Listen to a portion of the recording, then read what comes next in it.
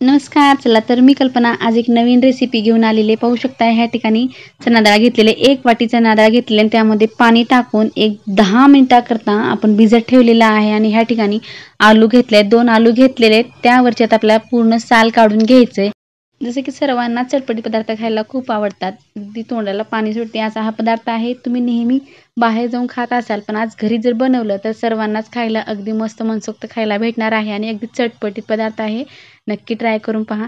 ह्या ठिकाणी आलू असा आकारात कट करून घ्यायचं आहे, अगदी मोठ्या आकारामध्येच. आपल्याला हे कुकरला लावायचं आहे, त्यामुळे आपण जास्त बारीक करत बसलेलं नाही.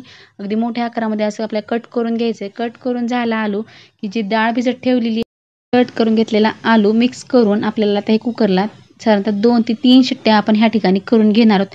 जर डाळ भिजवून ठेवलेली असली तर रात्रभरासाठी जर भिजत ठेवलं तर 2 शिट्ट्या केल्या तरी चालतात. ही डाळ आपण 10 मिनिटापूर्वीच आपण भिजत ठेवलेली आहे, त्यामुळे आपल्याला 3 शिट्ट्या करून घ्यायचं आहे.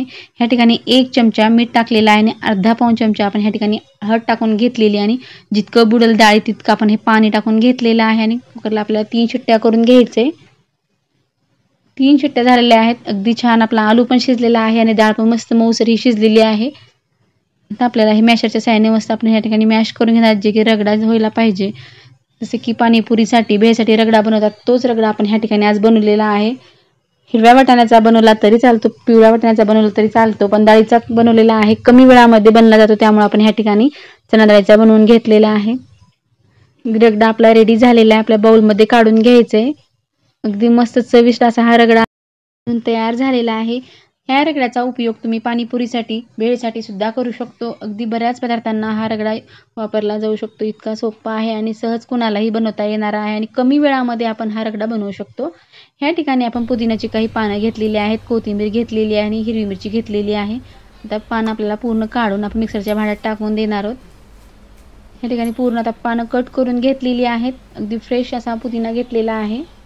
अगदी मार्केटमध्ये स्ट्रीट स्टाईलवर जसं चटणी बनवतात तसंच आपल्याला ह्या ठिकाणी चटणी बनवायचं आहे. थोडेसे डाळवं टाकून घेतलेले आहेत.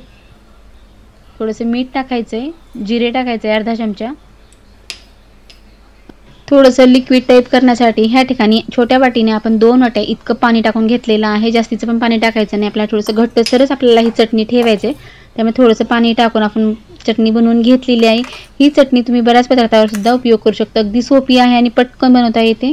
ह्या ठिकाणी एक बाउल घेतलेला आहे, त्या बाउलमध्ये आपल्याला ह्या ठिकाणी मैदा घ्यायचा आहे. मैदा हा आपल्या क्वांटिटीनुसार आपण कमी जास्त घेऊ शकतो. साधारणतः 4 ते 5 पळ्या इतका हा मैदा घेतलेला आहे. अगदी 4 ते 5 लोकांसाठी इतका बस होतो, कारण खूप साऱ्या ह्या पापड्या बनवून तयार होतात. ओवा टाकलेले आहे, थोडंसं मीठ टाकून घ्यायचे, थोडेसे जिरे टाकून घ्यायचे. अगदी नमकीन पुऱ्या आपण ह्या ठिकाणी बनवत आहोत किंवा पापड्या खूप छान मस्त. नेहमी मुलांना जर मधल्या वेळेत खाण्यासाठी सुद्धा ह्या पापड्या खूप छान लागतात बनवून ठेवल्या तर. अधूनमधून मुलांना खाण्यासाठी थोडंसं लाल तिखट जर ह्यात टाकलं तर मस्त कुरकुरीत पापड्या बनवून तयार होतात. पण आपल्याला आज पापडी चाट बनवायचा आहे, त्यामुळे आपण साध्याच पापड्या बनवत आहोत.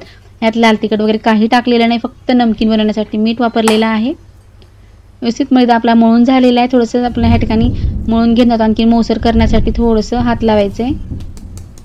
ह्या ठिकाणी आपण एक चपाती इतकीच एक लाटी घेतलेली आहे, त्यामधले आपल्याला छोटे छोटे गोळे करून घ्यायचे.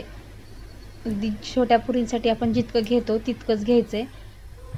अगदी बाहेर आपण कटोरी चाट जसा खातो तोच कटोरी चाट आपल्या घरी बनवायचं आहे. अगदी साध्या पद्धतीनं सहज कोणालाही बनवते, इतकी सोपी पद्धत आहे. ह्या ठिकाणी थोडंसं आपल्याला असं लाटून घ्यायचं आहे आणि ही जी लाटी बनवलेली आहे ती ह्या ठिकाणी एक छोट्या आकाराची वाटी घेतली, त्या वाटीला असं आपल्याला लावून घ्यायचं आहे. तुम्ही कुठल्याही आकाराची घेऊ शकता, लहान मोठी. ह्या ठिकाणी मी लहान आकाराची घेतली कारण आपल्याला छोटे छोटे कटोरी चाट बनवायचे, त्यासाठी मी ही साईज घेतलेली आहे आणि मस्त असं पीठ लावून घेतलेलं आहे. आता लाटी बनवून कढई ठेवली, गॅसवरती तेल छान गरम झालेलं आहे. चेक करायचं आहे आपल्याला तेल गरम झालं आहे की नाही ते, आणि टाकून दिलेलं आहे. त्यामध्ये आता आपल्याला थोडं थोडं तेल टाकून घ्यायचं आहे वाटीमध्ये, जे की आतची साईडसुद्धा छान तळली जाईल, निघेल. अगदी मस्त घरच्या घरी चटपटीत आपण कटोरी चाट आज बनवणार आहोत. अगदी सोपी पद्धत आहे. आता ह्या ठिकाणी आपले सर्व कटोरी त्याच पद्धतीने आपण बनवून घेतलेले आहेत. अगदी साध्या पद्धतीने आपण कटोरी बनवलेली आहे. आता ह्या ठिकाणी जो रगडा बनवून घेतलाय तो 1 चमचा इतका आपण टाकून देणार आहोत. झालं की जी आंबट गोड चटणी बनवली आहे ती टाकून दिलेली आहे. थोडेसे टोमॅटो कट करून घेतले ते टाकून दिलेले आहेत. थोडासा कांदा लहान आकारात कट करून घेतलाय तो थोडा थोडा टाकून द्यायचा आहे. अगदी चटपटीत बनवायचं घरच्या घरी. जी आपण हिरवी चटणी बनवली ती थोडी थोडी टाकून दिलेली आहे. वरतून भरपूर अशी आपल्याला शेव टाकून घ्यायचं आहे. अगदी स्ट्रीटसारखे आपण ह्या ठिकाणी आज घरीच कटोरी चाट बनवलेले आहेत. अगदी साध्या पद्धतीने लहानापासून मोठ्यापर्यंत नक्की आवडतील. तुम्ही घरच्या घरी नक्की ट्राय करून पहा.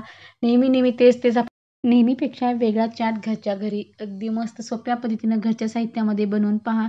लहानापासून मोठ्यापर्यंत आवडीने खातील. ह्या ठिकाणी थोडंसं दही टाकून घेतलेलं आहे. अगदी साधं दही आहे, आंबट घेतलेलं नाही. आणि मस्त चटपटीत आपण ह्या ठिकाणी कटोरी चाट बनवलेले आहेत. सर्वांनाच आवडणार आहेत. तुम्हाला हे कटोरी चाट कसे वाटले नक्की कमेंट करून सांगा. थोडीशी आंबट गोड चटणी वरतून टाकलेली आहे आणखीन. अगदी खाण्यासाठी आपले आता कटोरी चाट बनवून तयार झालेले आहेत. चॅनलवरती नवीन असेल प्लीज चॅनल लाईक करा, शेअर करा, सबस्क्राईब करा. जेव्हा मी असे नवीन व्हिडिओ बनवेल सर्वप्रथम तुम्हाला पाहायला भेटतील. व्हिडिओ पाहिल्याबद्दल धन्यवाद. पुन्हा भेटूया अशाच एका नवीन रेसिपीसोबत.